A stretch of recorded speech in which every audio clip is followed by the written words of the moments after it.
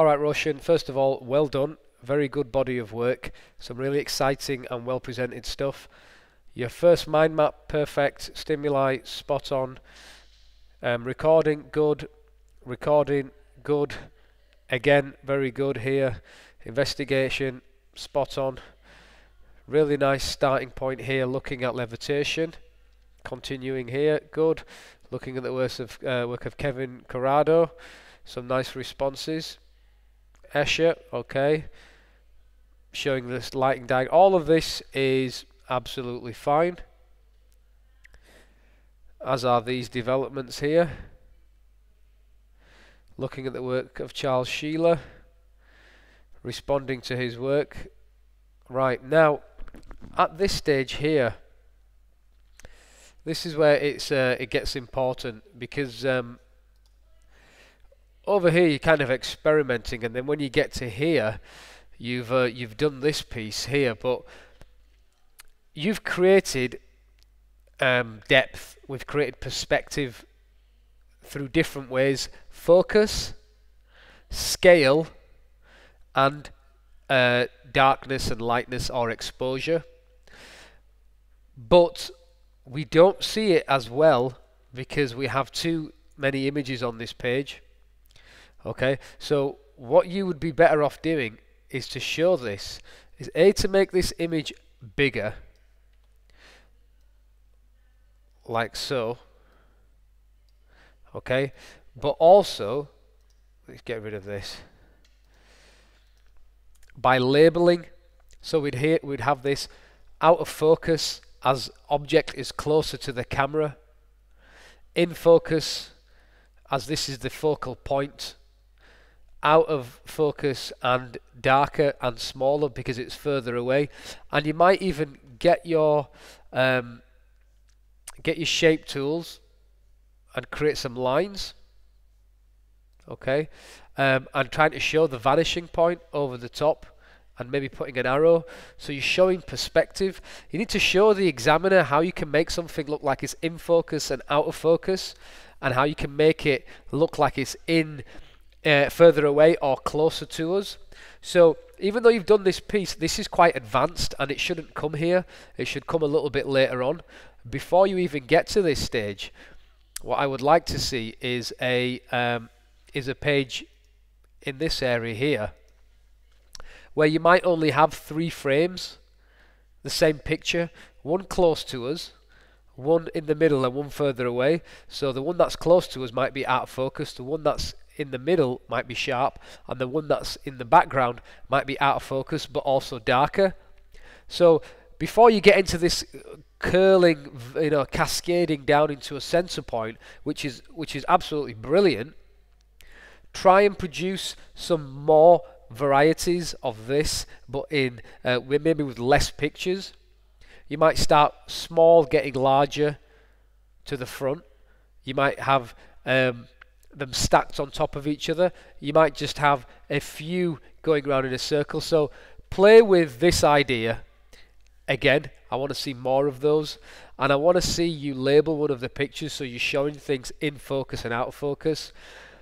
And if you've used Photoshop using the Gaussian blur filter in order to actually get that effect, you need to show it.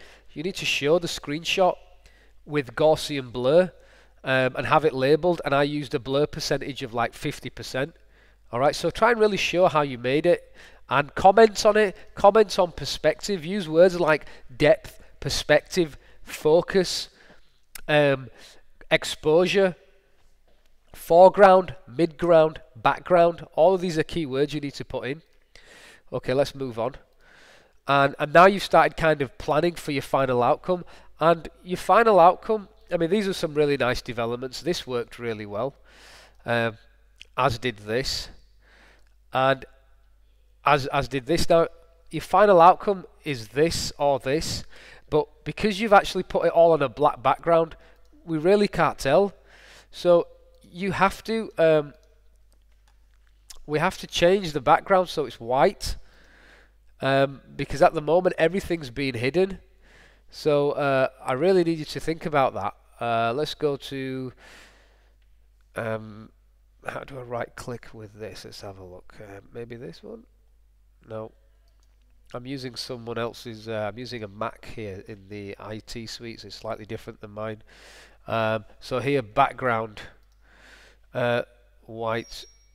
Okay, now if you've got it as white, we can see now these are two distinct pictures, and it's a lot more clearer. And this is, if you are showing more than one picture, you should do that. But obviously where you want the background pure black, then you'd make that pure black, because it's part of the picture.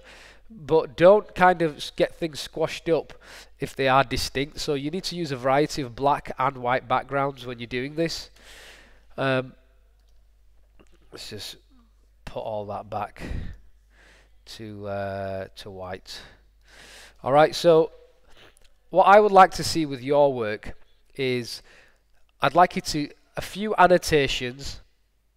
For example, here I mirror and flipped one image combined with the skeleton, including the pelvis. Here I remove the pelvis to create a shorter image, you know, and decide which one you think works the best. Okay, and as a final outcome, I think I actually really like this. I was really pleased with it. It works really well. It does have a sense of perspective and depth, and it just works really, really well. But what I would like to see is, before you've got to this, I want to see more developments. I want to see more possibilities. You know, I want you to mess around with these. Like, you might have this arm and this arm and maybe this hand only in black and white, one in focus, one out. You might do one piece which is just this arm repeated many, many times. Some above, some below, some in the distance, some in the foreground. So I want to see more developments before you get to your final outcome. And what I'd also like you to do is, once you've done all of the developments, let's say you do another 7 or 8. I know that sounds like a lot, but you can do them really quickly. Because you've already got these pictures, you just need to rearrange them. When you've done about 7 or 8, I want you to kind of like get all of them together on 1 or 2 sheets and make them really small. And then, like in iTunes, when you've got a favorite picture, I want you to give them stars. So you're showing the examiner that you've done about 7 or 8 developments, but now you're being selective and you're giving them stars. So you're showing the examiner that you are reviewing and refining and evaluating your own work.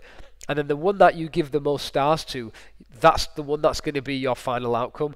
And you should also be writing an evaluation on it and how you did it step by step. So that's Photoshop screenshots of how it actually gets to the final stage.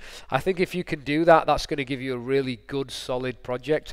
These are really nice as well. And I see where you got the idea from here with the stacking. In fact, I think I gave you that idea. In fact, I think I did that one, didn't I? Right. Anyway, what you need to do is you also need to look at these, and I would possibly put a few lines like a tower of overlapping arms, creating an Escher style structure. And then you might have another word here like triple repeat piece, and here you might have repeating pattern, and then here you might have repeating pattern 2. Okay, I know the writing's gone, but it's actually still here. It's just because I changed it. Now make those amendments, and then this will be a very strong A project. At the moment, I'm going to say it's a B plus, and it's very close to an A. But when it's finished, it'll be like an A plus, A star possibly. So let's just work on that. But you're doing the right thing, and you're doing really well. So well done.